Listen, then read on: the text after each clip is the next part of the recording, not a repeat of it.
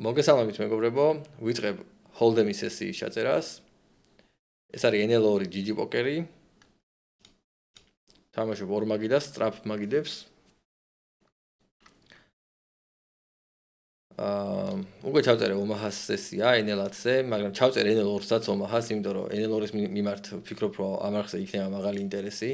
უბრალოდ ვიცი დადასტურებულად რომ არის მაღალი ინტერესი და ჩავწეროთ, ვითამაშოთ, ნახოთ რა შემადგენლობებია. ზოგადად ეხა NL2-ზე ყველგან კაი შემადგენლობებია. მოდი ჯერჯერობით ცოტა ტაიტად ვითამაშო. სანამ რაღაცეებს ვლაპარაკობ. შეგახსენებთ, რომ სტრატეგიის შესწავლილი ვიდეოები მიდევს არხზე, გადადით პლეილისტებში, ნახეთ პოკერის სტრატეგია, Hold'em-ის სტრატეგია მიდევს, Omaha სტრატეგიასაც შეეხება, მაქვს სურვილი რომ გავაკეთო, მაგრამ ჯერჯერობით მე თვითონ სწავლობ და ცოტა რომ მოვალ აზზე, მერე გავაკეთებ. ბატონიდან 2.5 ბლაინდს დავარეიზებ, დანარჩენი პოზიციებიდან 3 ბლაინდს. არსებითი მნიშვნელობა მაგას ამდენად აქვს, არ ვიცი, მაგრამ ნუ ყოველ შემთხვევაში ესე იყოს. ჩვევაში მაქვს ეგ რატომღაც. ხო და ეგრე დავარეიდოთ. ჯერჯერობით ეხლა რასაც უყურებ აქ შემადგენლობებს. რა დიდად გადასარევ შემადგენლობებს ჯერჯერობით ვერ ხედავ, მაგრამ ნუ ნახოთ. ამ ლიმიტზე ვიცი, რომ ბევრ მოთამაშეს ჩაუტარებია ექსპერიმენტი, უთამაშია და დაუდია საკმაოდ კარგი win rate-ები, 10-12 ბლაინდი 100 დარიგებაზე. ზოგს. ეხლა გასაგებია, რომ stop reg-ებზეა საუბარი ძირითადად. მაგრამ ეს ექსპერიმენტის სახით გაუკეთებიათ ხოლმე და პლუს არის რაღაცა ბონუსები, რაღაცეები და შეიძლება თამაში რა ერთ სიტყვით რა. შეიძლება თამაში და განვითარება, ანუ რაღაცა ლიმიტების გაზდა და მაღალი ლიმიტების მიღწევა ამ რომში მე მგონი მეტნაკლებად შესაძლებელია.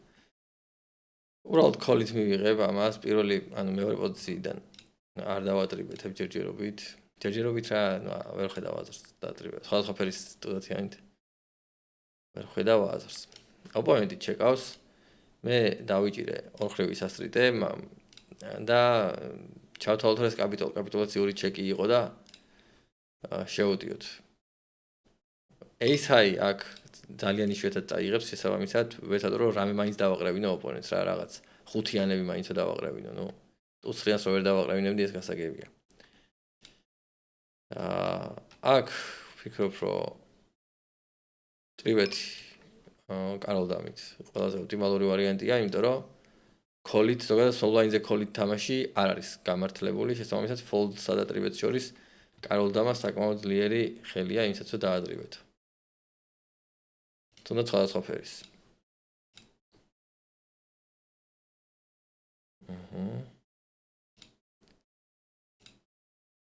სწრაფ მაგიდებზე მაქვს ჩაწერილი party poker-ზეც ვიდეო, თუმცა party poker-ს ის პრობლემა აქვს GG-სთან განსხვავებით, რომ NL2-ზე მეტაკლებად არის ექშენი, მაგრამ აი ზედა ლიმიტებზე დიდად ხალხი თავს არ იკლავს თამაშით. GG-ზე კიდე 24 საათია ექშენი და ეგ არის ამ რომის მთავარი პლუსი, რომ ექშენი არის საკმარისზე მეტი. აი დამარვიანი ალბათ უნდა დავიცოთ. ხოდა შეიძლება ეხლა მე უკვე კაი ხანია რაღაც ამდენიმე თვეა Hold'em-ი არ მითამაშია და ჩემ თამაშის ხარისხს იმდენად და სტრატეგიული ის არ ექნება. ღირებულება დიდი. ასე ვთქვათ, შემსწავლელი ღირებულება დიდი არ ექნება ამ ბოტს სავარაუდოდ. 9 საათიან ვიდეოს გავაკეთებ. სადაც უფრო field-ის შეფასებაზე ვიქნებით ორიენტირებული, რომ აი მოთამაშეები, ოპონენტები როგორ თამაშობენ და ასე შემდეგ. აქ არის ლიდერბორდები და ოპონენტების საკმაოდ დიდი ნაწილი თამაშობს ლიდერბორდებზე რა. ანუ ბევრს თამაშობენ, ძირითადად უფრო ნიტურ სტილში თამაშობენ და ცდილობენ რომ ლიდერბორდებში დაიკავონ მაღალი ადგილები. შესაბამისად ძალიან ისეთი ბევრი ტაიტი მოთამაშე იქნება აქ. თუმცა მაინც NL2-ია და რა თქმა უნდა, ფიშებით საკმარისზე მეტი იქნებიან.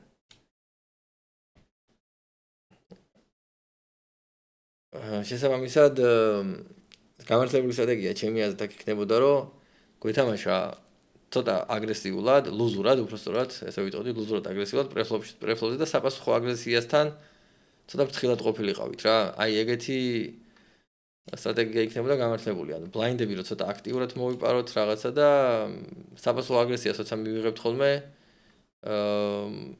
აი ზუსტად დემონსტრაცია მოხდა მაგ სიტუაციის, ასე ვთქვათ, საპასუხო აგრესიის წინააღმდეგ ვითამაშოთ ფრთხილად. ну, პრინციპში ეს ზოგადად გამართებულია პოკერში ესეთი სტრატეგია, მაგრამ აქ ვფიქრობ, რომ აი გვიან პოზიციებზე ბლაინდებზე შეტევის უფრო დიდი არგუმენტები არსებობს.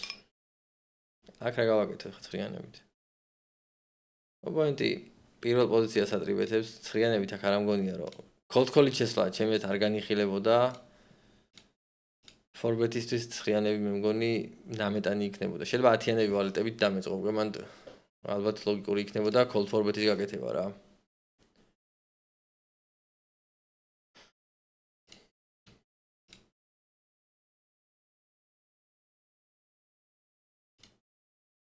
სა გადაჩეული ვარ ჰოლდემის თამაშს.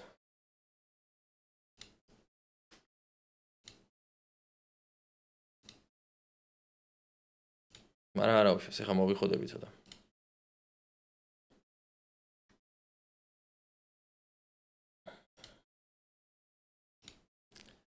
თქვენ მე მგონი უკვე რომ დავდებ კიდე NL2-ზე სესიას ომაჰაშიც, NL5-ზე დავდებ, ეს 9 საათიან სესიებს გავაკეთებ. NL2-ს და NL5-ს ომაჰასაც და ჰოლდემსაც GG-ზე. და ისე რა შემადგენლობებს გადავხედოთ და იმას ვქნათ. NL10 სესია უკვე მინდევს ომაჰა, ან ეხა NL10-ს თამაშობ. NL10 რა PL10 გამოდის, მაგრამ ხო, ნუ NL10-ს ჰოლდემიდან გამომყვა ეს ტერმინი. და უკვე მინდევს სესია, მოკლედ, ჩემს სამუშაო ლიმიტის სესია. ერთი მესამედი აქ სტანდარტული სიბეთი იქნება.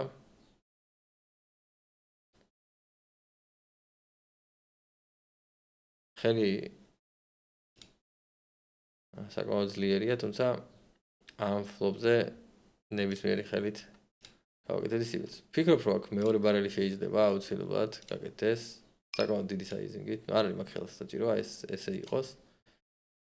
ოპონენტა შეიძლება ძალიან ბევრი ტრეში იყოს, რომელიც უბრალოდ აი ამ ფლოპზე არ დაყრიდა რა. ace high ან რაღაც ეგეთი.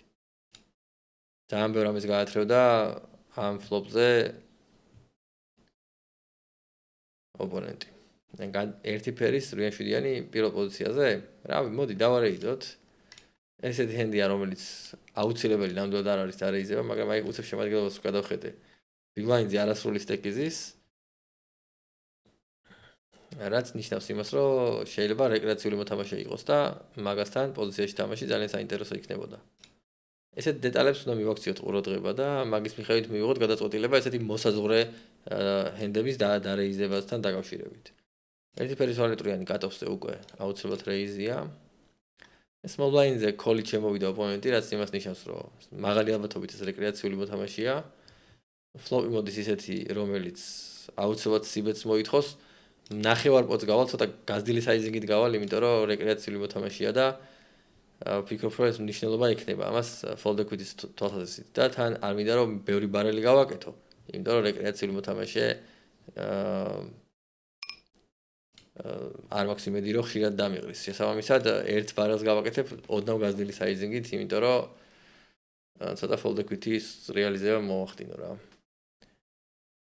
კი რაღაცა ვექტორები მქონდა, იქ შეიძლება რაღაც საინტერესო თერნი წასულიყო და მე მეორე ბარელიც გამეკეთებინა, მაგრამ ეგ იშვიათად მოხდებოდა. მაგალითად რამე ფლეშ დრო წამსვლოდა, ან სასტრიტე წამსვლოდა, გაჩოტი ან OESD ან რაღაც ეგეთი მცხრიანი იდომე ვალეტრიანი მეჭი რაღაც 10-იანი OESD-ს მომცემდა მაგალითად.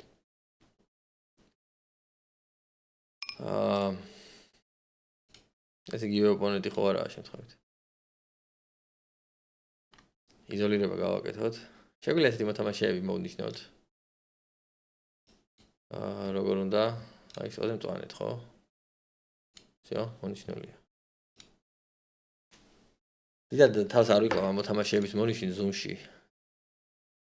მაგაზე დროს არ კარგავ ხოლმე, არ არის კომფორტული რა ეს ამოაგდეს ოპონენტზე ინფორმაცია მე აქ რაღაცა იჩალიჩი რაღაცა თან შენი სვლა რო არის გიგდებს. აქ იგივე სიტუაცია რაც წეგან იყო, რიანებს გადაყრი უბრალოდ პირველ პოზიციას ატრიბეთებს. ეს ძალიან ტაიტი ისინია, აქ ერთი მესამედი.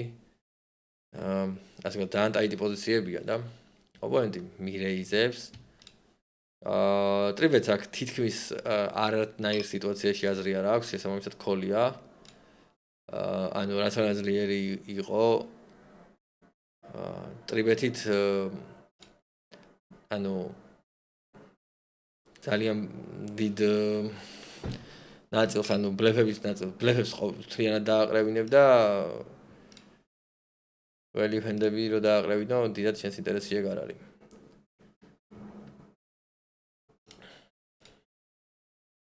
კი არა და ველი ფენდები ეს რაღაც ძალიან უცნაური დავალაგე წინადადება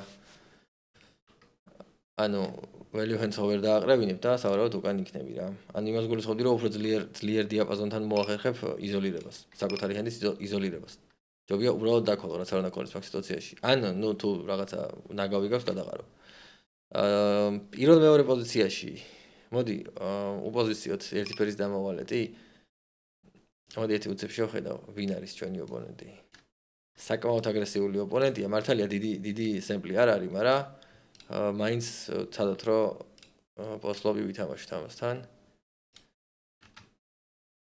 მოდი ძალიან პატარა საიზინგით გავალ იმიტომ რომ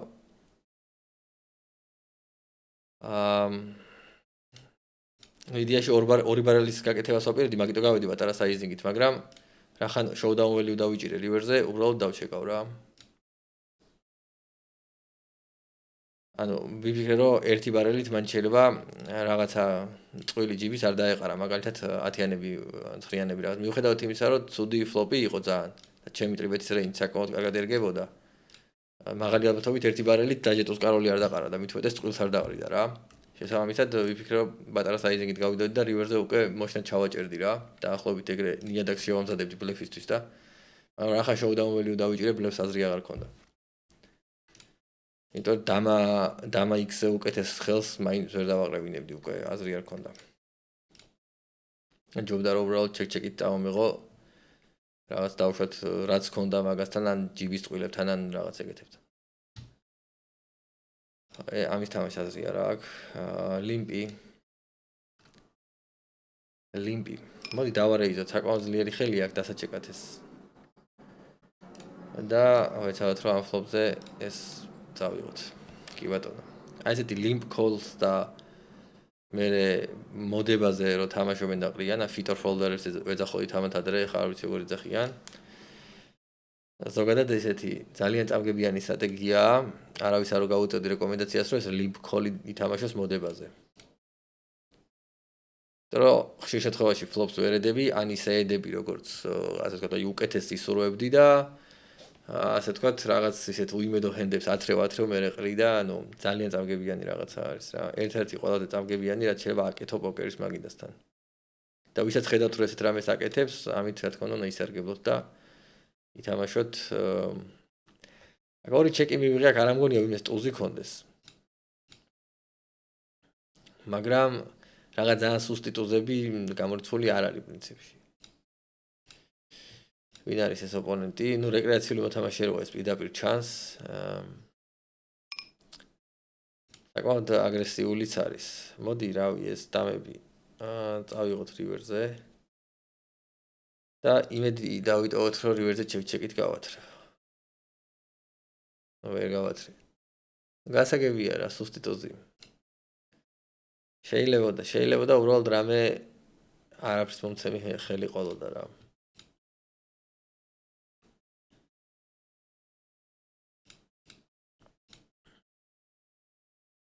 ეს კაი არა ოპონენტებზე რაღაც ინფორმაცია მაინც გაქვს. სხვათა შორის ცოტა ხანი არ ვიყავი პოკერში. არა, მეგონი არ არის კაი იდეა ტუზდამა, სხვადასხვაფერის ტუზდამა. ვიფიქრე დავბლეფავდი, მაგრამ მაინც NL2-ია და არ არის აუცილებელი ესეთი მუვების კეთება. პირველ მეორე პოზიციაში 9-იანები. აი ამ ოპონენტის გათვალისწინებით ჯობია დავქოლო. საინტერესო ოპონენტია. შემოუშვათ დარიგებაში. მართალია 4 დარიგებაში აქვს ეს სტატისტიკა. რაც არ არის რელევანტური, მაგრამ ეხლა მაგი აღარ ჩანდა ჩემგან.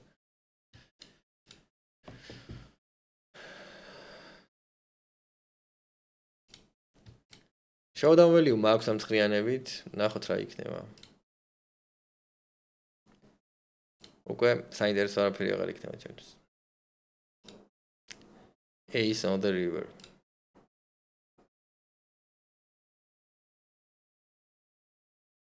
აჰა, ხედავ. ვალეტები ქონია. არა უშავს.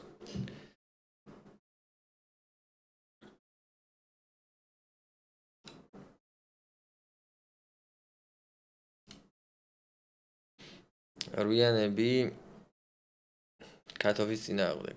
სავარაუდოდ ტრიბეთი ჯობია. კატოვის რენჯის წინააღმდეგ რუიანები ზოგადად ძალიან ღირსეულად დგას. ხო, რაღაცას საუბრობდი და დამავიწოდა სამწუხაროდ.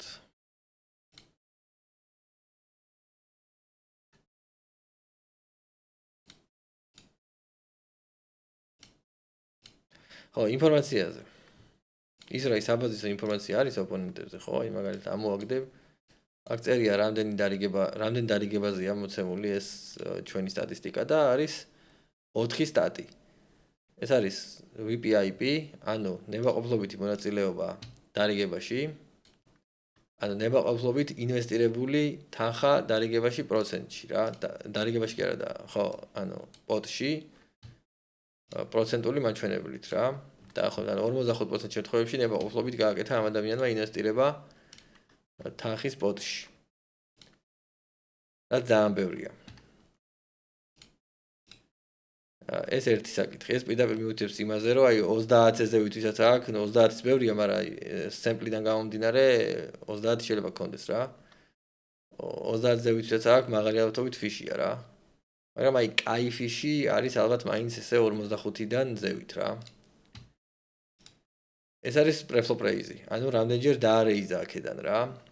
და თუ ამათ შორის დიდი განსხვავება, ეს ხშირ შემთხვევაში იმაზე მიუთითებს, რომ ფიშია რა.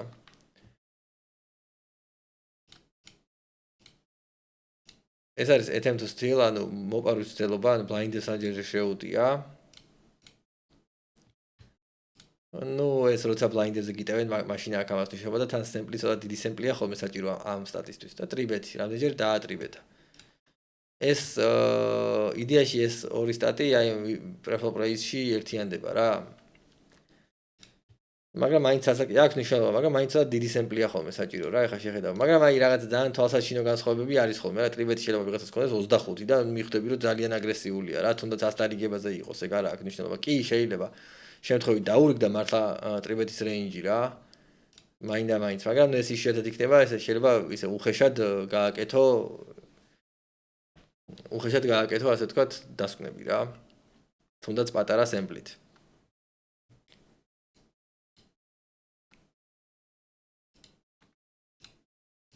სულფასოვანი სტატისტიკა, რა თქმა უნდა, არ გვაქვს, ანუ აქ გვაქვს მარტო მიმდინარე სესიაზე სტატისტიკა. თუმცა საკმაოდ, აი რეგულარეს მაგალითად საკმაოდ დიდი ისა აქვს ხოლმე რა. აი ხა მაგალითად ვინმე რეგულარი გავჩითოთ ეხა. ლიმპერი მე ვარ მოდი small blind-დან არ მინდა მაინც თამაში. აბა ეს ვინ არის? რეგია. აი მაგალითად 2000 დარიგება აქვს. 2000 დარიგა ეს უკვე რელევანტური სტატისტიკაა იმისათვის რომ მივხვდე ოპონენტი დაახლოებით რამდენად აგრესიულია და რაღაცა რა. საკმაოდ ტაიტი ოპონენტია. ნუ ისეთი ტაიტი რა გაგებით, ანუ ესეთი ტიპიური ზუმის რეგულარია რა.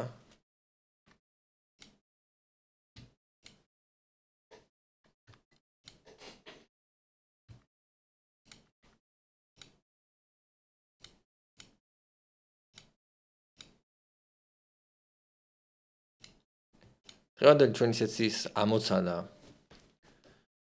გამეორდები რომ არ არის რაღაცა ესეთი სერიოზული სტრატეგიული წიაღსვლები, არამედ ჩვენ გვინდა უბრალოდ დაახლოებით მოვსინჯოთ რა შემადგენლობებია, რა ხალხი თამაშობს, რა შესაძლებლობებია და ასე შემდეგ და ასე შემდეგ. ამ თამაში მოქმედებს ბევრნაირი ბონუსი არის მაგალითად bad beat jackpot-ი, აი ყოველდღიური ლიდერბორდებია.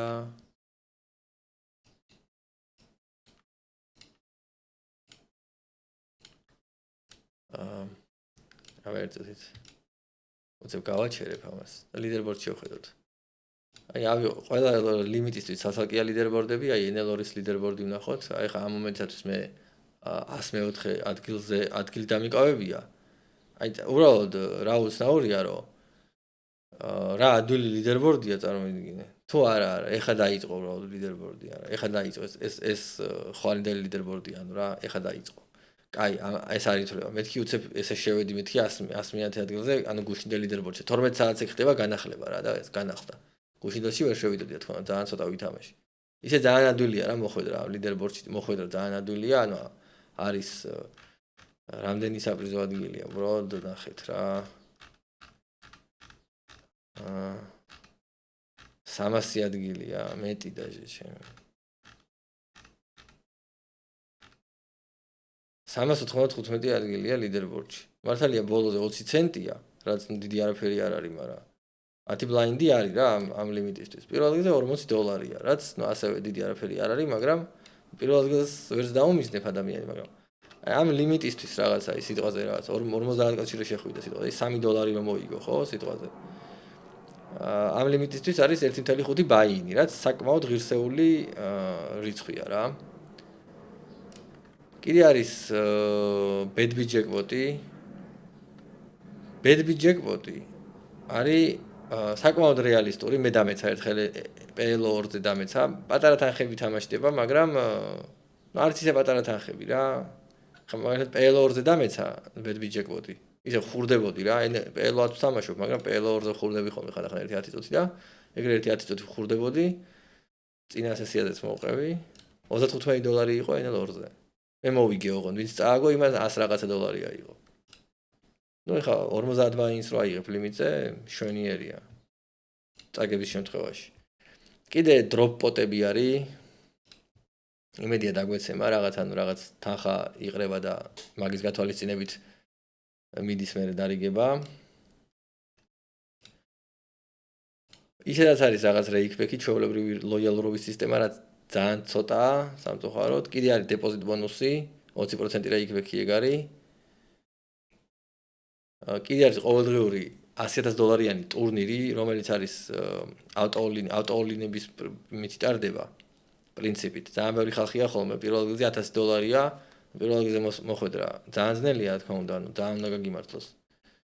მაგრამ რაღაც პრიზებში შესვლა ხშირად ხდება ხოლმე და რაღაც თანხების გამომუშავება რა. მოკლედ ანუ ძალიან ბევრნაირი ბონუსია და რაღაცეები ამ ბონუსების ხარჯზე, ასე ვთქვათ, რეიქბექი ბრუნდება რა. და საკმაოდ აი NL2-ის რეგულარისთვის ჩემი აზრით საკმაოდ ბლომად რეიქბექი ბრუნდება, თითქმის რა ვიცი, შევა იმაზე მეტი ვიდრე იხდი რა, ანუ ეგ მაგას ვერ დავითვლი მე, მაგრამ რაღაც გამართლების ელემენტები და რაღაცებიც არის შემოტანილი, მაგრამ საკმაოდ ბლომად რაღაცა ბრუნდება რა.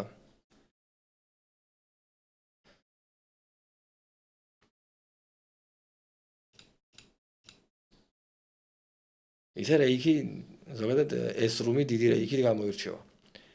6-იან 7-იანი ზოგადად შეიძლება დაიქოლოს. მაგრამ დაყრაც არ იქნება შეცდომა და ჯობია დავყარო. ისეთი ოპონენტი მატრივეთებს, რომლის მიმართაც ისეთი განსაკუთრებული ინტერესი ვერ მექნება, იმიტომ რომ ესეთ ჩორები ტაიტი მოთამაშე ჩანს.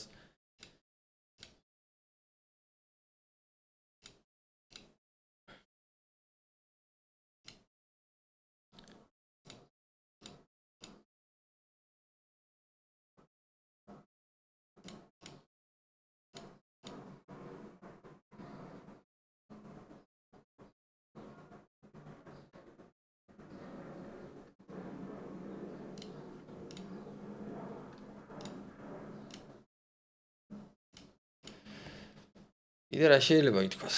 ეხლა მალე დავამთავრებ 1 წუთში სესიას. იმედია რამე საინტერესო დარიგებაც იქნება ამ ესობაში. ან ბუმპოტი იქნება, ან რაღაცა რო. ნახოთ ის დემონსტრაციისთვის.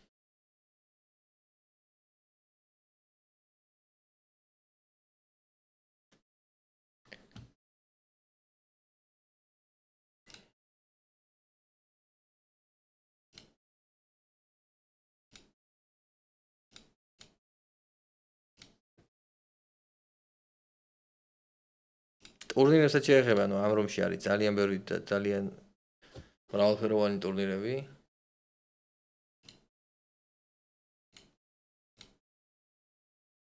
საერთოდ მე არ მითამაშია არც ერთი ტურნირი ამ რუბში. საერთოდ რაღაც ტურნირები ვითამაშე უახლოეს წარსულში აჭარაზე მოვიგე კიდევაც. მოვიგე რა გაგებით, ანუ გუშინ აი რაღაცა მეორე ადგილი 1 და 1/3 ადგილი ავიღე რაღაც ტურნირებში. ისე მაგ ტურნირების პარალელურად აქაც რომ მეთამაშა არ მომსვლია აზრად. არა უშავს. ხო, ეხა აქ მე ვფიქრობ, რომ ჩვეულებრივი სტანდარტული ფორბეთი იქნება ბატონი სმოლბლაინდის წინააღმდეგ და საავადმყოფო ოლინი დაკოლაც მომიწოდა. მიუხედავად იმისა, რომ საკმაოდ ტაიტი ოპონენტი მატრიბეთებდა 6%-იანი ტრიბეთით. და ისედაც აქეთაც თუ შეხედავ, საკმაოდ ესეთ რეგულარებს, ესეთი ფიშრეგებს ეძახიან ხოლმე რა, აი 28-14-ზე რო აქვს რა. ანუ კი ერთის მხრივ რაღაც გაგებით რეგულარის სტატებია, ეს ფიშის სტატები არ არის, მაგრამ ისეთი რეგულარის, რომელსაც აშკარად რაღაც პრეფლოპ მოდელი არ აქვს რა გამართული რა.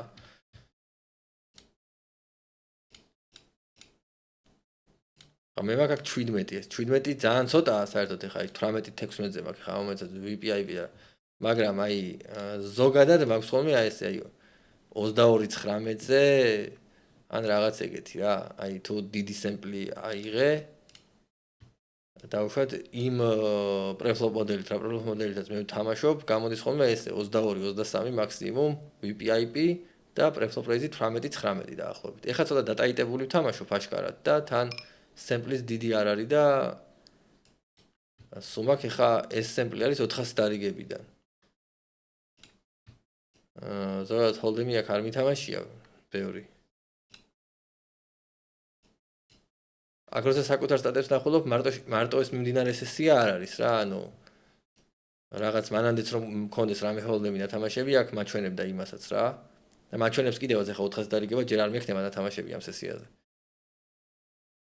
ხო და ანუ აი რომ ბლომად ვითამაშო ჰოლდემი ეს დასტაბილურდება დაახლოებით ეგრე რა სიტყვაზე 22-23 შეიძლება 19-ზე 18-ზე აი 22-18-ზე ესეთი სტანდარტული ტაიტ აგრესივი რო ავიღოთ და ტრიბეთი იქნება ესე 8-9 სავარაუდოდ რა 8-9% უნდა იყოს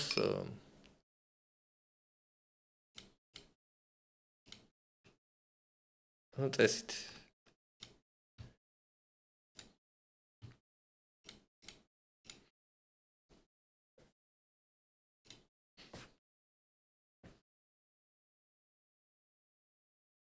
ამდენადაც მახსოვს ეს სიმართლე შეიძლება 8-9% ცოტაც არის არ ვიცი ну ამ ზუმისთვის შეიძლება ცოტა იყოს იმიტომ რომ ზუმში შეიძლება უფრო ლუზურად დატრიბეთება იქნებოდა უფრო გამართლებული იქნება გამომდინარე რომ მოთამაშეები ტაიტად თამაშობენ. დამაცხრიანი. დავარეიდოთ.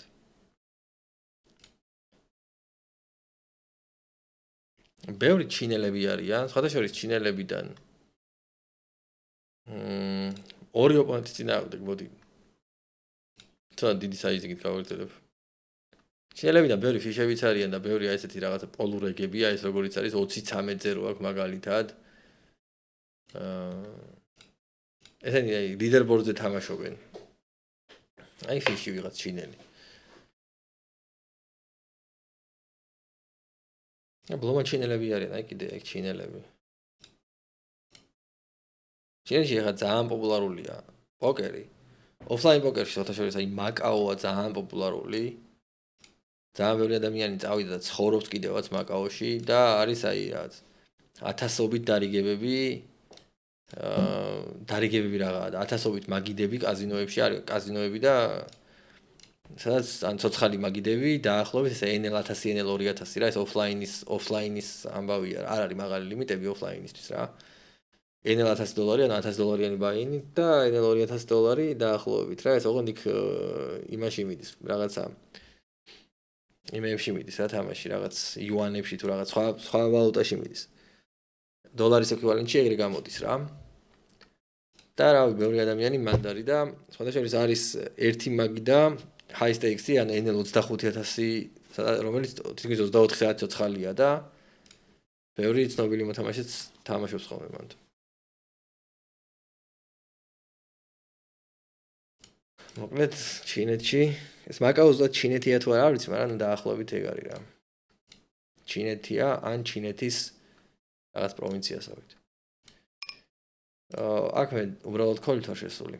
კაი, მოდი გამოვთავი ხა სესიას და ნელა დავამთავროთ.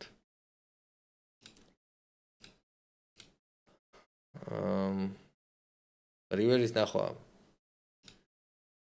ვისურვებდი, მაგრამ ოპოზიციაც აი ამ ჰენდს ვერ გავათრევ. კი ძლიერი ხელია, მაგრამ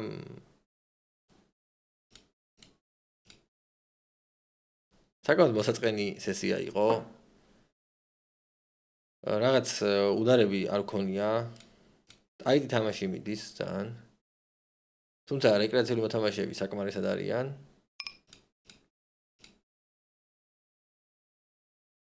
თუმცა ნახევარსაათიანი დისტანციით ვერაფერს ვერ ვიტყვით, იმიტომ რომ კარტიც ისეთი საინტერესო არც არაფერი დიდად არ მოსულა. მოდი აქ გავაგზავნოთ აგრესია, იმიტომ რომ ბევრი საინტერესო რამე შევა ქონდეს ოპონენტსაც გადაიხდის. ბოლო-ბოლო დამამ შეიძლება გადაიხადოს. აფსაისტრო. ან რაღაც ვალეტათიანი, ვალეცხრიანი ან რაღაც ეგეთი. გაჩვეტები. აქ რივერზე მე მგონია რომ საკმარისად ველიუ მივიღე ოპონენტისგან უკვე. თუმცა აი რაღაც პატარა საიზინგით, რაღაც ნახევარი პოტი შევა დამამ გადამიხადოს, მეთქი ხა მაგას ვფიქრობ რა. ხო და ფლეშდროები აცდა და რა ვნახოთ. პროლოგ ჩეკრეიზის ნახვა ძალიან არ მესიამოვნება.